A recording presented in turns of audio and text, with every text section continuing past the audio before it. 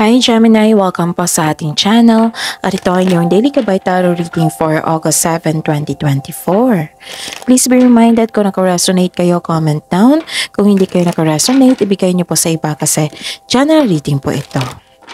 This is for you, Gemini, ngayong August 7, 2024.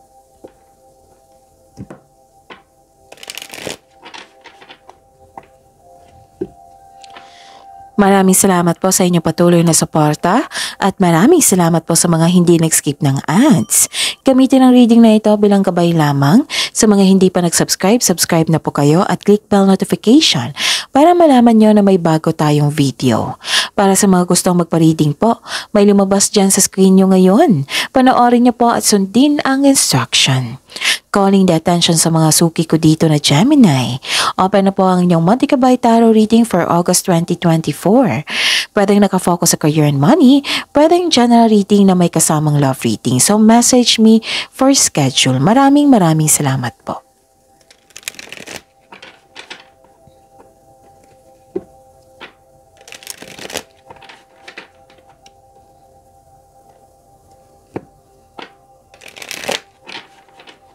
Para po ito sa inyo Gemini ngayong August 7, 2024. Spirits Guide, I need 3 cards po ngayong August 7, 2024 para po kay Gemini.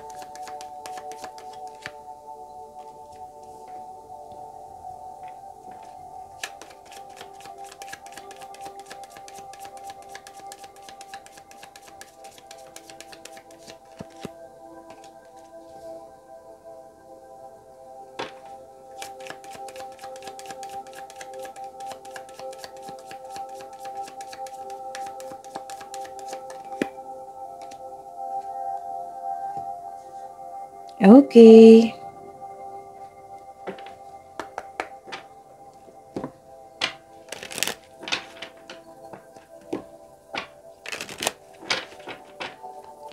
Spirits Guide, Angels, Archangels, Guardian Angels, mensahe niyo pa para kay Gemini ngayong August 7, 2024. I need 2 cards po.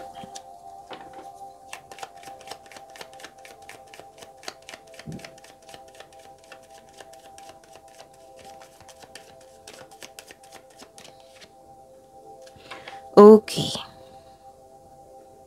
Gemini, ngayong August 7, 2024. May nakita ko ditong, kung hindi ako nagkakamali kahapon din to yung nagbabasa kayo, nag-aaral kayo, pwedeng nag-self-study kayo, or di ba simula na lang pasukan, busy kayo sa education. Nakita ko rin dito na nag-self-study kayo para may makuha kayong kaalaman. Okay? Pwedeng nag-attend din kayo ng seminar, workshop, gano'n. Para may makuhang kaalaman, gano'n. Development sa inyong sarili. At some of you, nakikita ko dito na nagsusuri kayo nagre-research at may natuklasan na kayong pwedeng clarity to, pwedeng sagot sa inyong mga katanungan. Pero nakikita ko dito na some of you may nalaman kayong sekreto. Natuklasan. Nakikita ko rin dito na may parating po na cheque or malaking pera sa inyo which is expected nyo po ito. And may nakita rin ako dito news and information. Pwede din na these 2 cards nagsabi na nalaman mo ang tunay na intensyon ng isang tao sa iyo. Okay? Tapos, nakikita ko dito nag-overthink kayo. Siguro nagtaka kayo kung bakit siya hindi totoo sa inyo. Oo, na nag-overthink kayo, nag-overanalyze kayo, may naramdaman kayong doubt, hesitation, may hindi klaro sa inyo. Nag-question ka kung bakit hindi siya totoo sa inyo.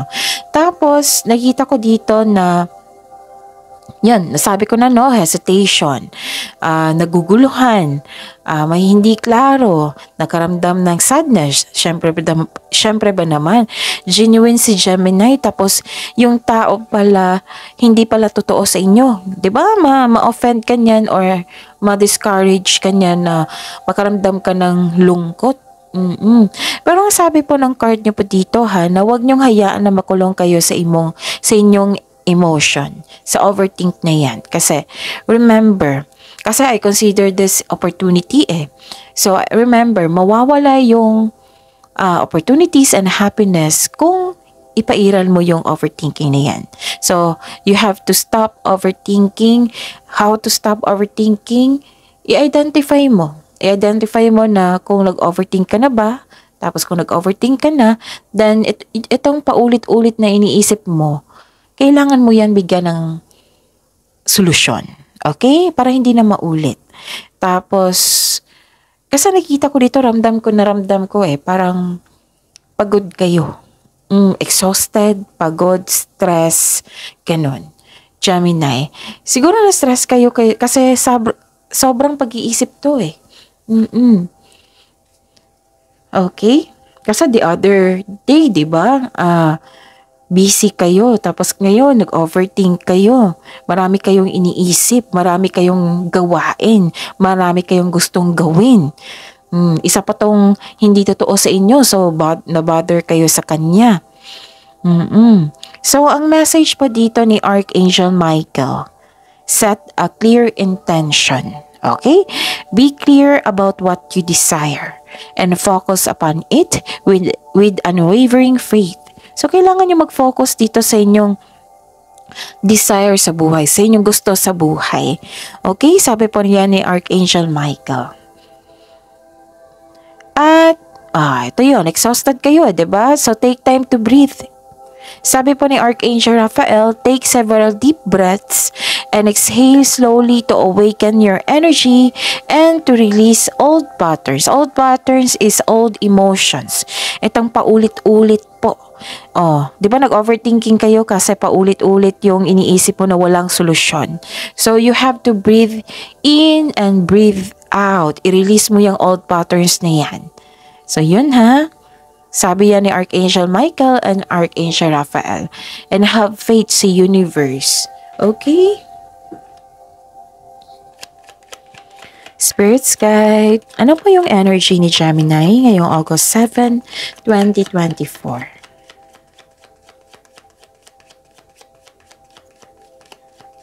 One at a time lang po, Gemini. Kasi kitang-kita ko marami kayong ginagawa, marami kayong iniisip na ideas, gustong gawin, or na-bother kayo sa isang tao na hindi totoo sa inyo. So, kailangan ng pahinga dito, okay? The clarification of this card po.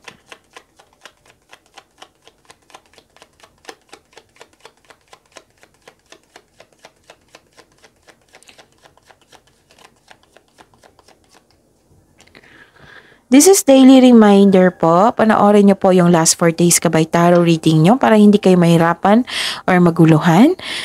Like for example, napanood nyo ito ngayong August 7, 2024. Panoorin nyo po yung August 6, 5, 4, 3. Kung may nakita kayong repeating message or may narinig kayong repeating message, kailangan po iyan bigyan ng atensyon. Kung maaari po, bigyan nyo po ng solusyon at aksyon. Again, calling the attention sa mga suki ko dito na Gemini, open na po ang inyong Monthly Gabay Tarot reading for August 2024. Pwedeng naka-general reading na may kasamang love reading. Pwedeng, pwedeng naka-focus sa career and money. Oo. Okay, inom muna ako na tubig po ha, saglit lang po.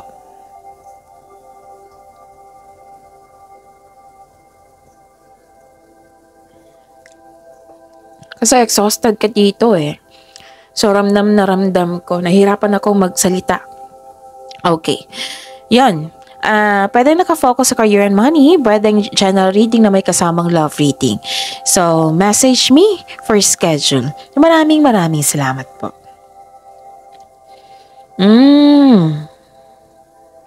Okay. Parang lumabas to sa inyo kahapon, no? Check nyo nga. Oo, Gemini, August 6 po. Kung hindi ako nagkakamali ha. Okay, tingnan ko ha. Nakikita ko dito na may taong hindi totoo sa inyo. Naapektuhan kayo eh. Kaya nga nag-overthink kayo. Makinig po daw kayo sa inyong intuition. Sabi po dito, at tapos magtiwala din sa inyong sarili. Focus po, sabi po ni Archangel Michael dito. Okay? Okay. Isa rin sa nagtaka kasi ako dito. Nahihirapan kayo sa paggawa ng desisyon kasi may opportunities na dumating. Parang nabibigatan kayo or nagkaroon ng delay sa paggawa ng desisyon. Okay. Parang hindi ka pa ready. Parang nakaramdam ka ng takot. Nabibigatan ka sa paggawa ng desisyon. I knew it. Nagtaka kasi ako dito nag-study kayo, tapos may news and information, tapos nag-overanalyze din kayo. Nakita ko hindi lang ito sa tao, kundi sa isang opportunities na nahirapan kayo sa paggawa ng desisyon.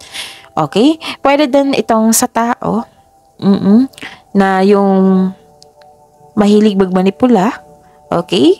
So, baka gagawa kayo ng desisyon dito, pero nabibigatan kayo dito hindi pa kayo ready.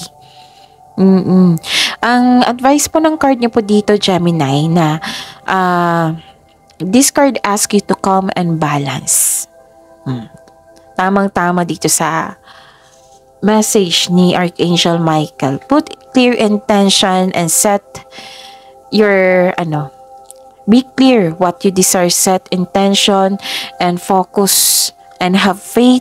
Magtiwala sa inyong sarili, makinig sa inyong intuition at have faith sa universe kasi tinutulungan ka ng universe. And I consider this nagpray ka nito, Gemini, na magkaroon ng pagbabago. Tapos tinulungan ka ng universe para magkaroon ng pagbabago, para magkaroon ng growth. Okay? Tapos sabi po ni Archangel Raphael dito na you have to breathe in, breathe out. I-release mo na yung mga nararamdaman mong bigat. Baka worried ka sa kayo dito hindi baka. Worried ka sa dito. Pwedeng pakawalan mo na itong taong ito. Nabibigatan ka sa paggawa ng desisyon. Pwedeng nabibigatan ka talaga kasi may opportunities na dumating sa inyo. Kasi gagawa kayo ng best decision yan kung ano yung pipiliin mo. Tapos, ang sabi po ng card dito, first, kailangan nyo maging kalma at balansehan ang inyong emotion. Kung kailangan ng pahinga muna para maka-earn kayo ng energy, tapos maging productive kayo sa pagbalik nyo. Balance sa emotion. Okay? Huwag nyo pilitin yung sarili nyo. Kasi, ramdam ko na exhausted kayo or stress, nabibigatan sa paggawa ng desisyon or nabibigatan sa yung nahirapan ka sa pagtangkap na may taong hindi totoo sa inyo. Okay? So, huwag nyo pilitin. I-process nyo yung emotions na yan. Okay? So, yung marami ng advice dito, breathe in, breathe out. You have to let go of these old patterns, old emotions, and calm and relax. Balansin kasi nasaktan kayo dito. Actually, this 2 cards is about emotions. Your emotion. And kasi may naulit na nangyari. Okay. So, pinaprocess mo dito yung ramdam mong sadness. Diba may sabi ako dito na may naramdaman kang sadness.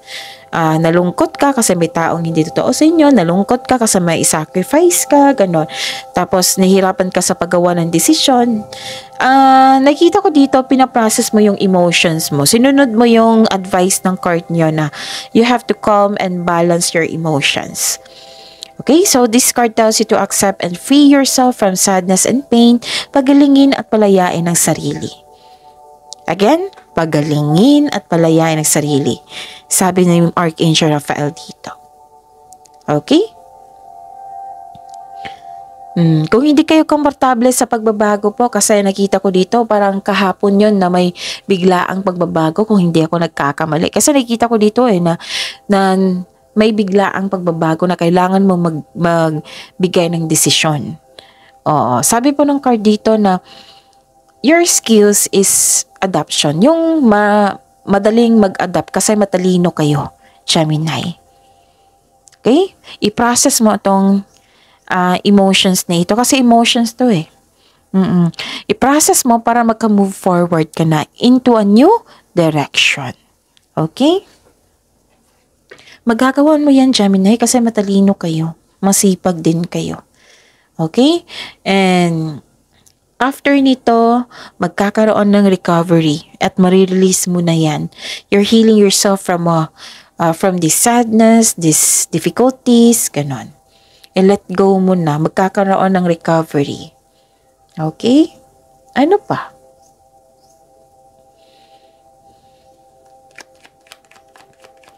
Spirit's Guide, Career and Money po ni Gemini ngayong August 7, 2024.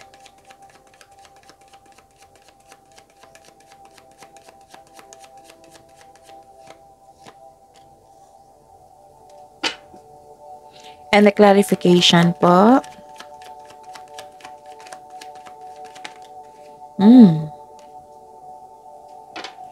So this is your career and money, ha?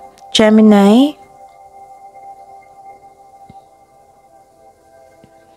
Okay. Actually, nakita ko dito na ang improvement mo, Gemini. Oo, kung magkakaroon ng distraction, nalilito ka, or nahirapan ka sa pagtanggap, hindi siya magtagal na makulong kayo sa inyong isipan. Kundi, ma-found out mo agad, nag-overthink na ako, so tulungan ko yung sarili ko. Nakikita ko talaga ang improvement mo dito, Gemini. Oo, tinutulungan mo yung sarili mo, which is very good, di ba? Yung iba nga, di ba, may instances reality yan na ilang weeks, ilang months, ilang years, nakakulong sa isang emotion na hindi maka-let go, na hindi alam kung paano mag-let go, nahihirapan. Tapos kayo, Gemini, tinutulungan mo agad yung sarili mo. Na-found out mo kasi na, kailangan nag-overthink na ako, kailangan ko nang makawala nito kasi sayang yung blessing, sayang yung positive energy, ganun. Tinutulungan mo talaga yung sarili mo. Kitang-kita ko dito. Kung kahit may mag-down kayo, actually, kung hindi nyo aaminin, most of you, may kilala din ako ditong Gemini. Pag may problema, tinulog nila. O matutulog sila para pagbalik, pag gising na sila, dyan na yung magkakaroon sila ng time for reflection. Baka kayo din. Oo, kung comment down kung kayo din. Ilang Gemini ko na may nakilala ako niyan na tinulog nila yung sama ng loob or bigat na ramdaman, yung mahirapan sila mag-accept sa mga nangyari. Tapos pag gising nila, yun, nagkakaroon ng time for reflection, hindi ko papahirapan yung sarili ko. Oo. Parang, kasi matalino kayo na-found out mo agad. So, tinutulungan mo yung sarili mo para makawala dyan sa stagnation na yan, sa overthinking na yan. Okay? So, ang laki talaga ng improvement dito ni Gemini. Nakikita ko rin dito na okay. Nahirapan talaga ako. Okay. Nahirapan ako sa paghinga So, saglit lang po. May concern kayo sa isang tao, sa career and money to na hindi nagbigay ng time or halaga. Okay, pwede din nag-save kayo ng money ngayon para pambayad sa bills, sa utang. Pwede rin na may concern kayo sa taong hindi nagbayad sa inyo. Okay? Tsaka may new beginning dito Tanggap mo na yung bagong sitwasyon, new beginning. This is clarity and new ideas, which is the clarification of your cards here. Diba? Marami kayong iniisip. Marami kayong naiisip na ideas na gustong gawin. Nagkaroon ng clarity, which is lumabas din dito. So, this is the clarification po. And this card is an air signs. Gemini is belong sa air signs. Nagkaroon ng determination. Ito yung gusto ko sa inyo. Tinutulungan nyo talaga yung sarili nyo.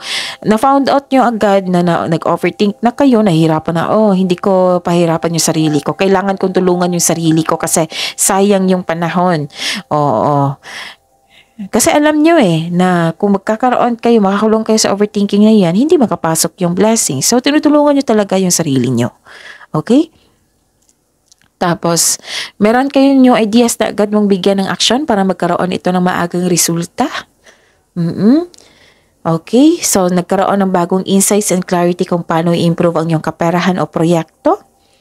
Sign din ito sa mga gusto magsimula ng business o mag-level up sa trabaho. Okay? Maraming mensahe, no, Gemini?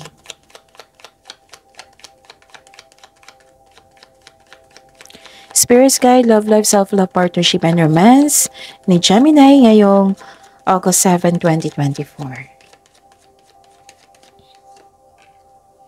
And the clarification of this card po. Yun, maraming salamat po sa patuloy na tiwala, suporta sa ating channel. At maraming salamat din po sa mga hindi nag-skip ng ads. May lumabas dyan sa screen nyo ngayon. Panoorin nyo po at sundin ang instruction. Okay, sa love life nyo to ha. Nakikita ko dito na some of you nagmamadali kung na magkaroon ng relasyon. So, ang sabi po ng card dito, slow down lang po daw. Enjoy mo yung process. And enjoy the adventure in this moment po. Kasi andyan po yung kilig Okay? So, enjoy nyo lang po. Huwag nyo madaliin na magkaroon ng relasyon. Kilalanin nyo po muna ang tao. The universe is bringing the right relationship to you at the right time. Kaya konting hintay lang po and trust and have faith sa universe. Magbigay ng pasensya at patuloy mo lang maalagaan yung sarili mo habang hinihintay mo yung bigay ng tadhana sa inyo. Sa mga may relasyon dito sa buhay mag-asawa, nakita ko dito yung pasensya nyo. Nang dahil sa inyong pasensya, pagbigay ng pasensya, nagkaroon ng growth sa inyong relasyon. May nagpaplano kasi kayo dito, malapit nyo nang maabot yung goal nyo sa buhay. Okay? Malapit nang magkaroon ng resulta sa inyong sipag at tiyaga. Okay? Pwede din malapit na inyong anniversary and monthsary. Okay? So that's it. See you tomorrow, Gemini. Please like, subscribe, and click the button for notification para updated po kayo sa daily tarot reading natin.